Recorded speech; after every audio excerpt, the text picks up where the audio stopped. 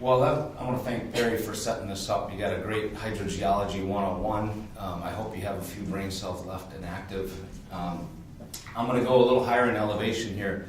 By that meaning a little bit more sort of at the policy level. Groundwater's been in the news a lot and continues to be in the news, and rightfully so, for the reasons that Perry described. How we use our groundwater can affect our surface waters, can also affect our aquifers and how long they'll last, how long we'll be able to depend on those supplies. What I'm going to talk about is really the way that we've been talking about at the state agencies as we've been talking about these issues, and that is the risk of overuse and the risk of contamination. I'm not going to talk a lot about contamination, but I'm going to talk more about DNR's role and what we're doing to help us manage and reduce the risk of overuse of our water resources. There's three main ideas that I'll talk about. One is that this problem of overuse and contamination. I'm going to talk a little bit about our role, but I'm going to move through that fairly quickly just to catch us up a little bit on time. And then I'm going to talk a little bit about our approach, how we're trying to work through these issues in the examples Perry described. So how do we understand the risk of overuse and contamination? A lot of people are concerned about it. Perry described tremendously all the methodologies that you can use to try to get at this stuff. But he didn't tell you what the price tag for all that work was, right? That's very intensive studies. And the challenge that I think you'll begin to realize is start to apply that kind of scientific information across the state of Minnesota. It's not practical. There's no way we could afford to do that. What we have to do is we have to learn from examples like this and then apply it to other places. And that in part is part of the challenge. This is a map the Department of Agriculture produced. This shows concentrations of where nitrate is showing up in groundwater.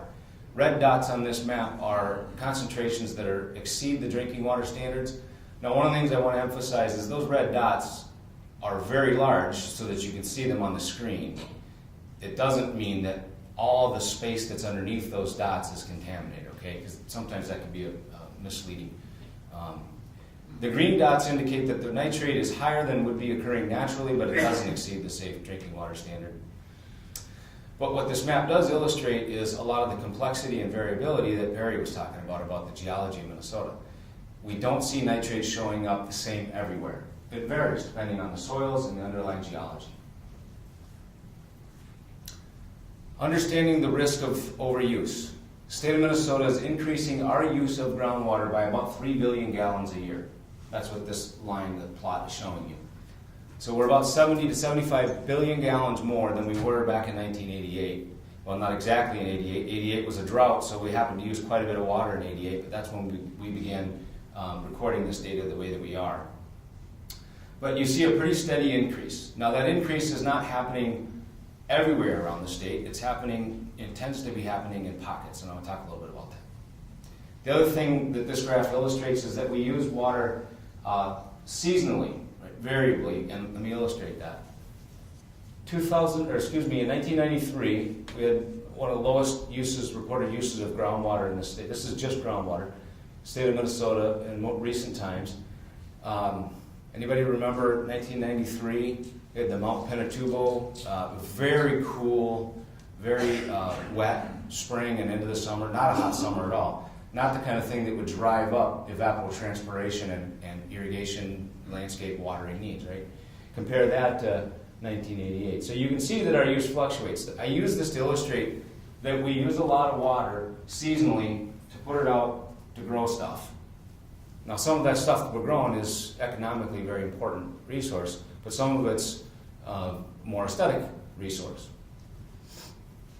But clearly a trend of increasing use. In the Twin Cities, what we've seen is that as we've grown as a metropolitan area, and we went from being just primarily Minneapolis and St. Paul to the suburbs, we've relied on groundwater to meet our needs. So these red bars illustrate, as a percentage basis, we were making up 90% or 70, let me use the 1960s and 70s, about 75% of the water supply was coming from the Mississippi River, and now it's 75% of our total water supply is coming from the groundwater. Our water supply quantity has increased over that time. It's not that the amount of surface water has gone down really, but our growth has been on groundwater. Most of the suburbs are relying on groundwater to meet our water supply needs.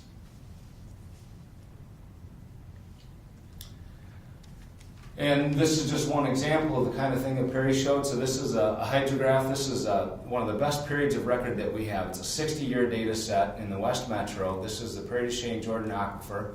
And what this is showing, and I showed this here 2 years ago, is a pretty steady downward trend in water levels. Point out 1988, it got accelerated when we were really driving up our use, right? One of the things that we see on this, and I won't talk a lot about it, but the amplitude in any given year fluctuating more, like 10, 12, 15 feet, whereas back here it was less than 10 feet. So one of the things we have to try to understand is, well, how do we interpret that? What does that mean? One thing is that this reflects a pretty steady growth in the amount of use over time, just continuing to increase. Now, maybe if we stop growing the amount of water that we use out of that aquifer, this could level off, but we don't know. It raises questions about sustainability. What does the future look like, and how do we predict that? This is a map of some data that we just recently put together. We have a network of these wells around the state, many of which we inherited from the USGS as they do studies and they leave those areas. We take up those wells and we add them to a long-term monitoring network. What this map shows is 296 sites where we have water data that's at least 20 years. We want to look at long-term trends. And we go back real quickly.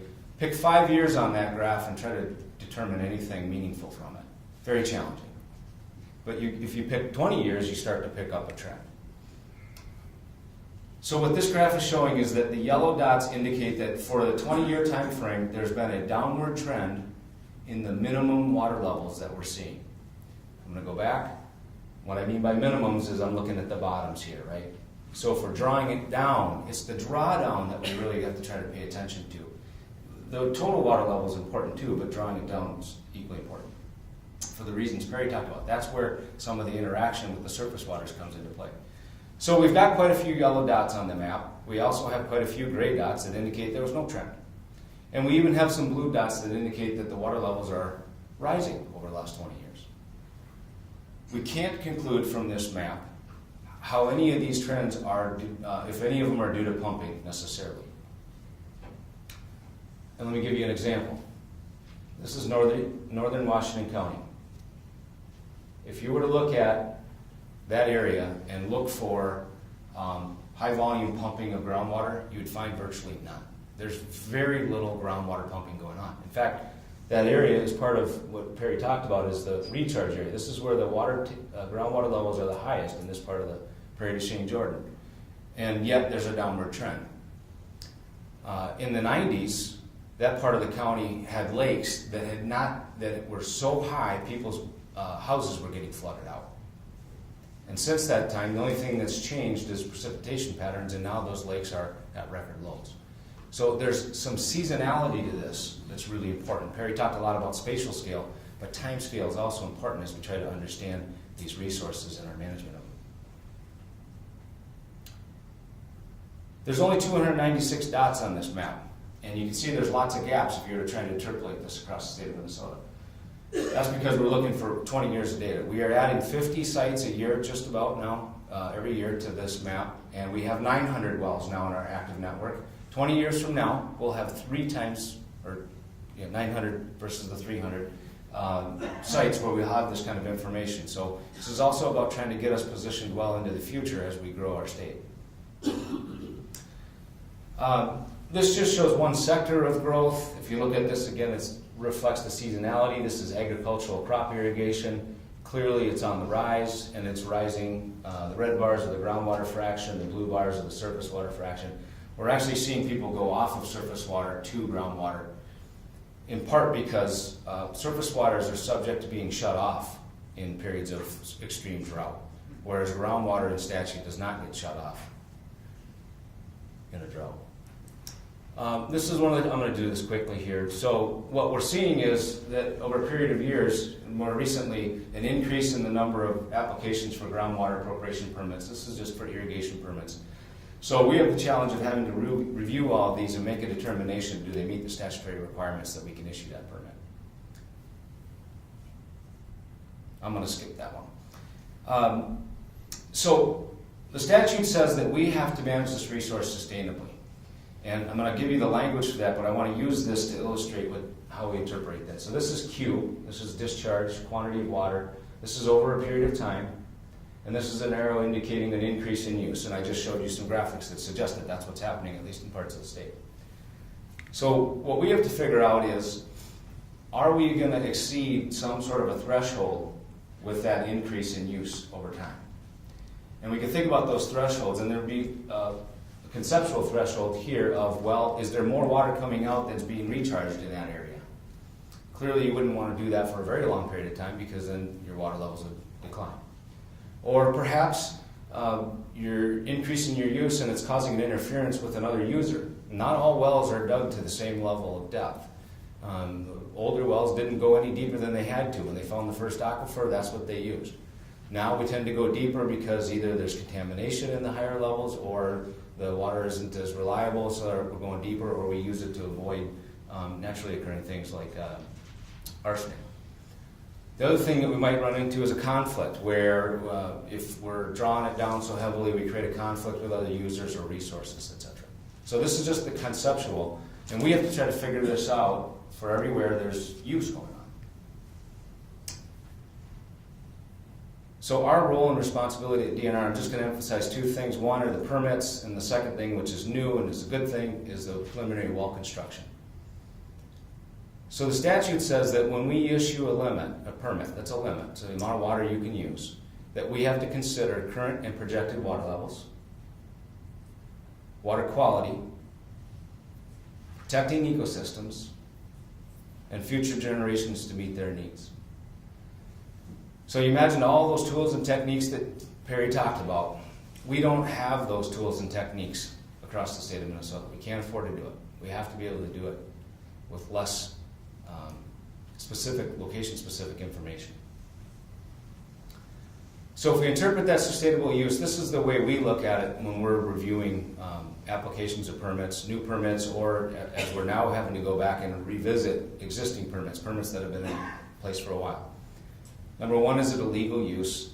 Number two, does it cause any kind of an interference? What we're trying to do is we have to protect other users. Are there conflicts? No conflicts. Staying within recharge thresholds, I mentioned those.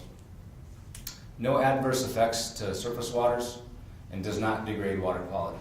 So on the water quality one, as an example, in the Twin Cities, we have some contamination due to industrial processes and release of those chemicals.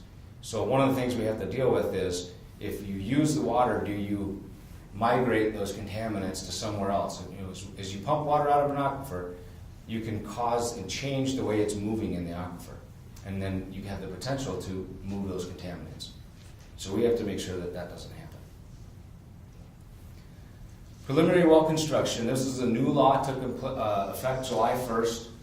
And the significance is that prior to this law change, if you wanted to get a well, you contacted a well driller, they notified the Department of Health, paid a notification fee, they drilled your well, they completed a bunch of information reports, submitted that well log, and then you could use your well. And if you're a high volume user, you have to get a permit from the DNR. So that means if you use more than 1 million gallons, you have to get a permit from us.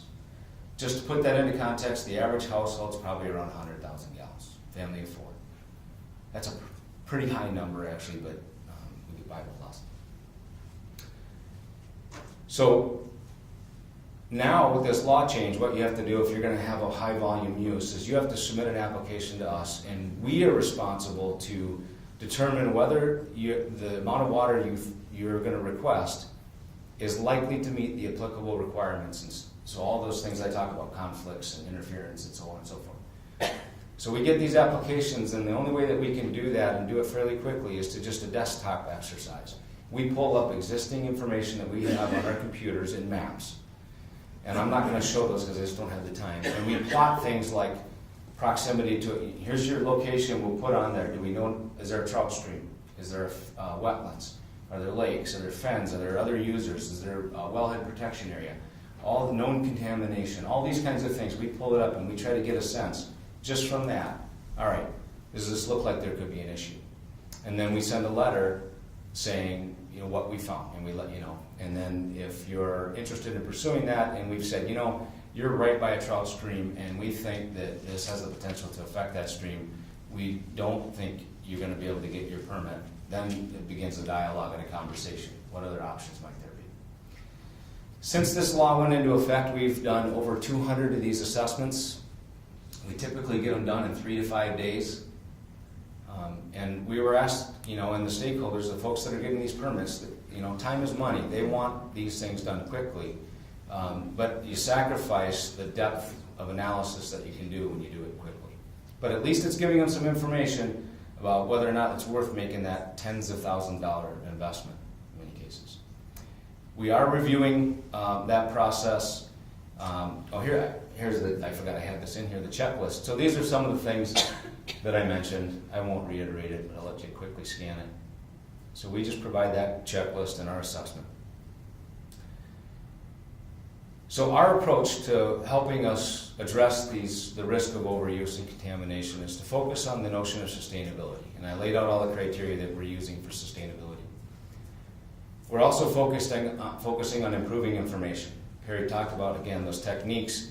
We rely heavily on water levels in wells, change over time, lake levels, stream flow, some of the chemistry information, that sort of thing. But we're also working to engage stakeholders in the process. One of the things that we find is that if people understand the challenge that you're faced with, then maybe they can help be a part of the solution.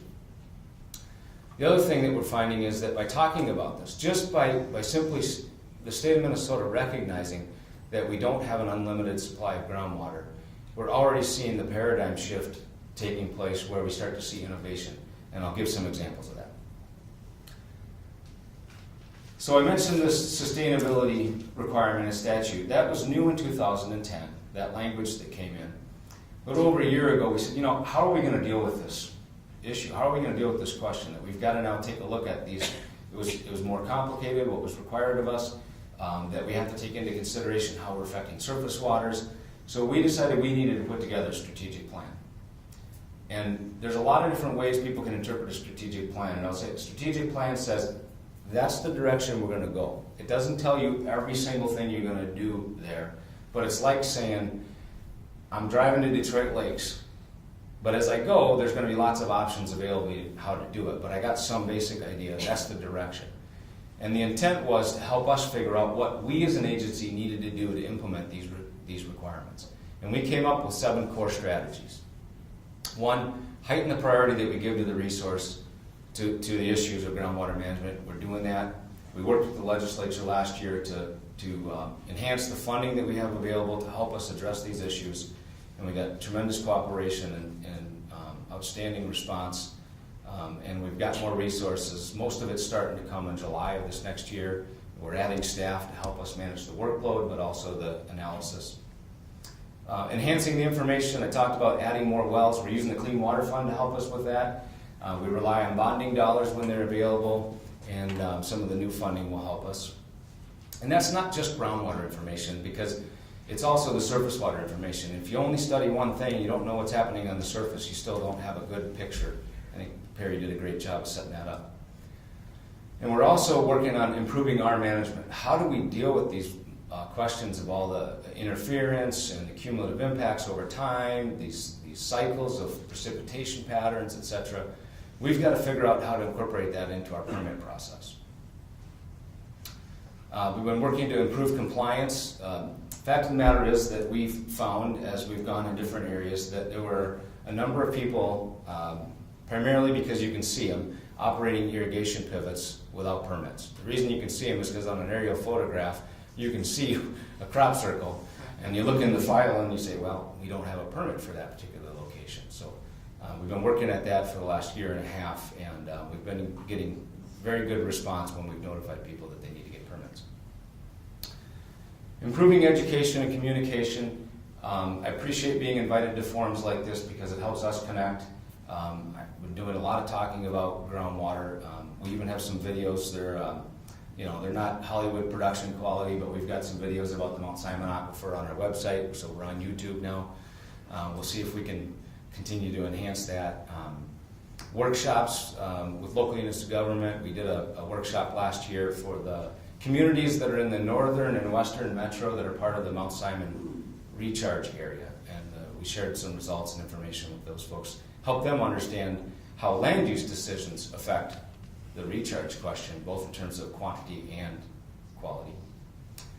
And then the other thing is that we're trying to effectively address these challenges in the areas of high use.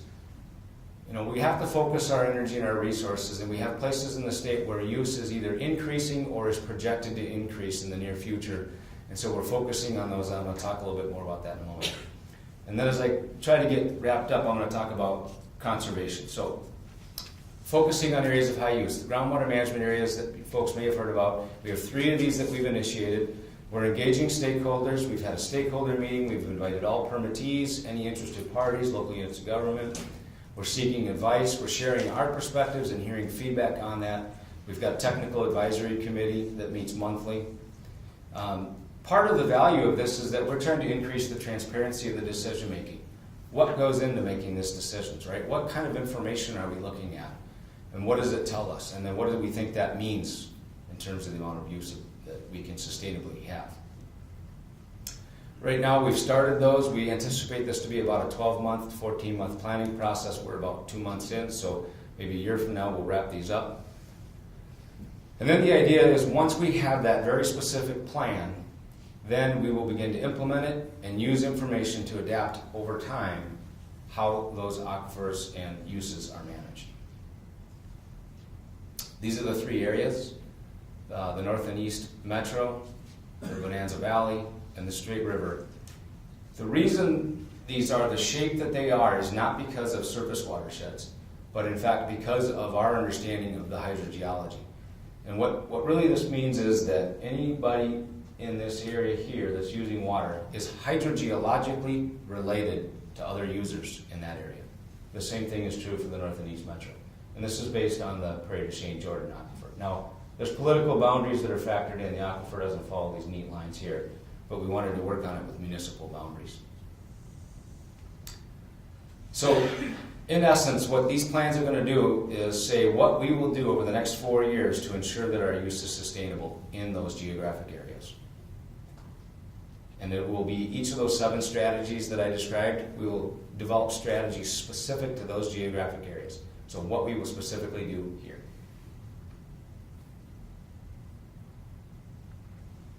I'm going to skip through this pretty quickly.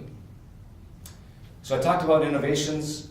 We need to stimulate by understanding how much we can sustainably use. Then that gives us an idea as a population, as communities, as users, what direction we might want to take going forward. So we can look at conservation. We can look at using surface waters a little bit more. In Twin Cities, we have the Mississippi River that we could utilize. I won't talk through all of these, but stormwater management is another important one. And this is one where we're seeing as the Twin Cities is growing, we are now managing our stormwater runoff. The water that runs off of the impervious surfaces, the rooftops, the driveways, the roads. We're managing that a lot better now than we were 20 years ago. Some examples. In the city of Woodbury, they had a project, they got some grant funds, they take runoff from a road project and they direct it into a holding pond that's on a golf course, and they use that pond for their irrigation water instead of pulling it out of the groundwater.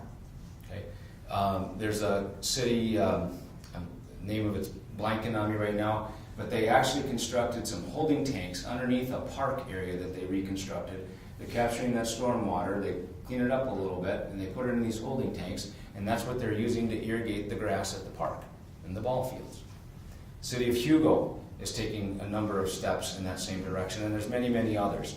The other way you can look at that is not just capturing that water, but cleaning it up and then putting it into a pond that's designed for recharge, for infiltration. Rather than being a clay pond, It actually is designed so that it goes into the ground. City of Lakeville was one of the pioneering communities back in the early 2000s to do that. They have a trout stream they're trying to protect. Getting that water into the ground helps do that.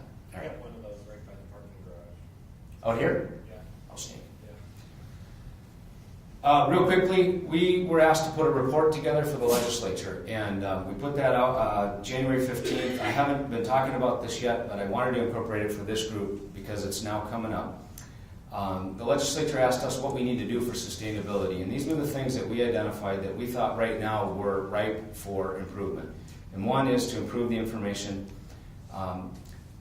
When a user uses amount of water, they just report to us how much they use. And we think that requiring meters for accurate measurement and reporting would be a significant enhancement to our information available to understand that the flux and the balance, the amount of water, so how much are we pulling out? Right now, communities all use meters, but a lot of the irrigation, agricultural irrigation installations do not use meters. They'll use other methods. They'll have a pump that's rated for a certain amount. They know how long they ran it and they report it, but we think we can get some improvement there. We also suggested that people might need a financial incentive or disincentive so that we get more accurate and timely information. I'm not going through the details here. This is just a quick overview. We also want to work to improve compliance. Frankly, there's just not much out there right now. If you want to violate, we don't have a whole lot of teeth to come after you. Most of these things are very small fees. In fact, they're almost nominal. I'm going to move through that quickly. So promote wise use and conservation. One of the things we identified in that report is that municipalities that are trying to take these innovative steps to manage stormwater, to offset groundwater needs, have suggested that waiving of the fees for the use of that water would be a good incentive. So we've identified that in our report. We also talked about open loop geothermal. We're all trying to be greenhouse gas conscious, and so you see a lot of this geothermal stuff. But there's the difference between an open system and a closed system. An open system pulls water out of the ground, it's 50 degrees generally, and then they use it to either cool or heat, depending on the season, but it just gets discharged. It doesn't get used for anything else other than that, and then it gets discharged. Those were banned here in the Twin Cities in 1979, I believe, for large systems, and that's what a lot of the downtowns, Minneapolis and St. Paul, relied on for a very long time. I'm going to skip through that. So conservation. I think the biggest thing we need to do for conservation is continue to move us along the paradigm, what I call the paradigm shift, right? It's in the land of 10,000 lakes, our water is still not unlimited. I was on NPR radio yesterday trying to emphasize that very point, that we have a lot of water here, but how we use it matters, and how we manage it matters. And the reason it matters is because in other states where they haven't paid enough attention to this, they've lost perennial streams. They've reduced their wetland acres. They're buying water back now to make sure that water flows in their systems, actually having to buy it back from users. So we're in a position in the state of Minnesota to be proactive on those issues. But the paradigm shift is key to that. We can't think of it as an unlimited resource. The other thing I wanted to mention is that we think it's going to be really important that we get the pioneers in the various water use sectors to help us understand what some of the reasonable and achievable things that they are doing that can be exported. I use the technology export. We know there are businesses out there that are doing a tremendous job. We know there are golf courses that are doing a tremendous job, and we see communities that are doing what I call pioneering work. One of the things that I think we need to do as a state is tap into those leaders and try to figure out how to export that more quickly so that we can reduce our overall consumption. The other thing is that we do probably need to revisit what we call our standards for the amounts and types of uses. And that's something that we're starting to figure out and work towards. Joe mentioned that as an effort we started last year. We just getting that underway, but I think that's an important opportunity for us. So I talked about the problem. I talked about our role. We have a role, but not the entire role. And I talked about our approach. And I'm very hopeful that these groundwater management areas are going to give us some real good ideas about how to tackle some of these issues across the state, not just in these areas where we have this more pressing concern. I think that's it.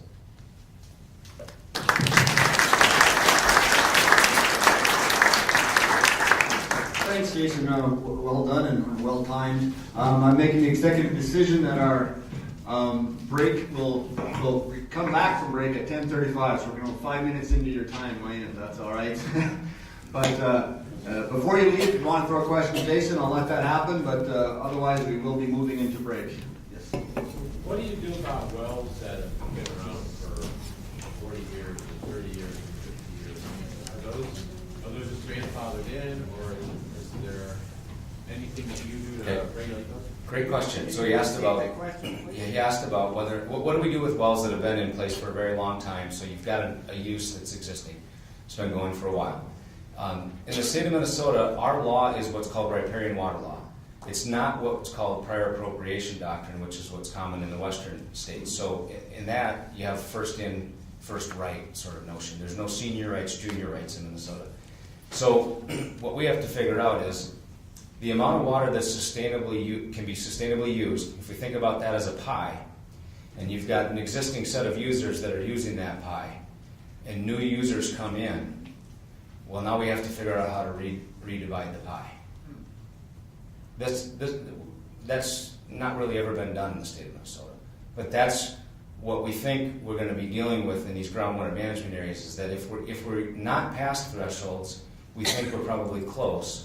And going forward, we've got to figure out how big is the pie and how to divide it. That's going to be interesting. Because as Mark Twain said, whiskey's for drinking and water's for fighting. So we anticipate some challenges. Lots of questions. How do you anticipate determining how big that pie is? Because it's fundamental to the idea of sustainability in terms of what's the sustainable yield. You have to know how big the pie is and what the harvestable amount is and how fast that pie gets regenerated. Well, it's a great question. So you asked, how do you get it, how big is the pie? How do you do that? Perry talked about a lot of the techniques that you can use to figure that out. And as I said, we can't afford to do that everywhere in the state of Minnesota. Our belief is that we can use, as a starting point, some amount of water that is either already being used, excuse me, in a given area, and then take our monitoring information like our lake levels and our aquifer levels as an example, and say, okay, well, if that's the pie, what's happening with those levels now? And what do we project them happening, and do we have to divide it? Because we're not going to be able to do the kind of detailed studies, excuse me, that were mentioned, but we're going to have to be able to adapt over time. So, and that's the idea, is that if we can incrementally just periodically review this stuff across the state, these water levels, and change over time, are we on track or aren't we on track? You want to keep going with questions? We will allow it, but remember, we'll be starting at 10:35 with the next presentation. So I'll try to make my answer short.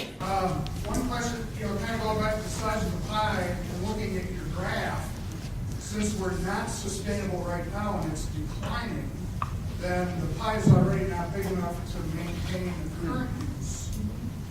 Then permitting more use isn't sustainable. So is there a way to increase recharge through targeted wetland restoration? Okay, he was asking about the 60-year graph that I showed going down, and the question was, well, if that's already showing that we're not sustainable, how do we deal with this, and do we enhance recharge to help? Paraphrasing. One thing I want to be careful of, and I thank you for the question, that 60-year data that I showed you doesn't necessarily mean we're not sustainable there. In that particular location, we don't have interferences. We don't have any indication that we're affecting surface waters. There's not a contamination issue that we're challenged with. And the point was, we've been increasing our use in that area. But if our use were to level off, then maybe those water levels in that aquifer would then level off. And if we haven't had any of those other issues, then we might be okay.